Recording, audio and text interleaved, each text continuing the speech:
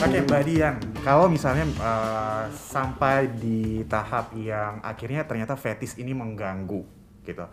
Kira-kira ada nggak sih tahap-tahap untuk misalnya pengobatan atau memulihkan agar Mhm. bisa gangguan ini hilang gitu dari kehidupannya?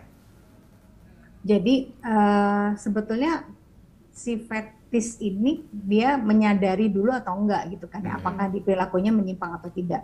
Kalau dia menyadari itu bagus ya, atau ada orang di sekitarnya yang bisa membantu dia menyadari.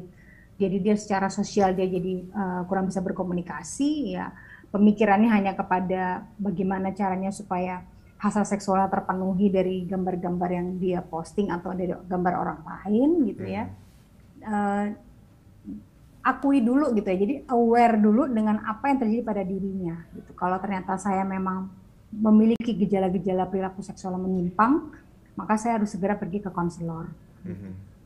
Ya. Kemudian juga percaya bahwa kalau kita pergi ke konselor itu kan pasti didengarkan Iya. gitu ya. Lalu dia diminta untuk menggambarkan apa yang terjadi, misalnya kenapa dia melakukan hal itu, penyebabnya seperti apa ditanya, Mhm. kemudian apa yang membuat dia merasa nyaman gitu ya, kenapa pemikiran tentang hasrat seksual itu muncul tiba-tiba, apa yang terjadi sebelumnya dan sebagainya, ditanya satu-satu.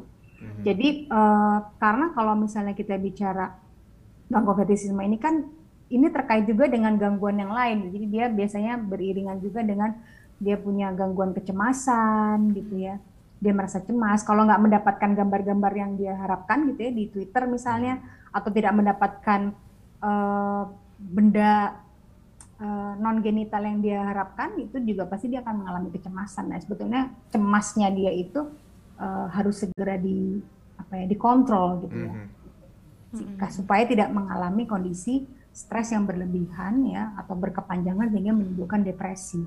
Nah, kalau perlu juga dia bisa pergi ke psikiater untuk ditenangkan dulu ya dengan obat-obatan gitu ya.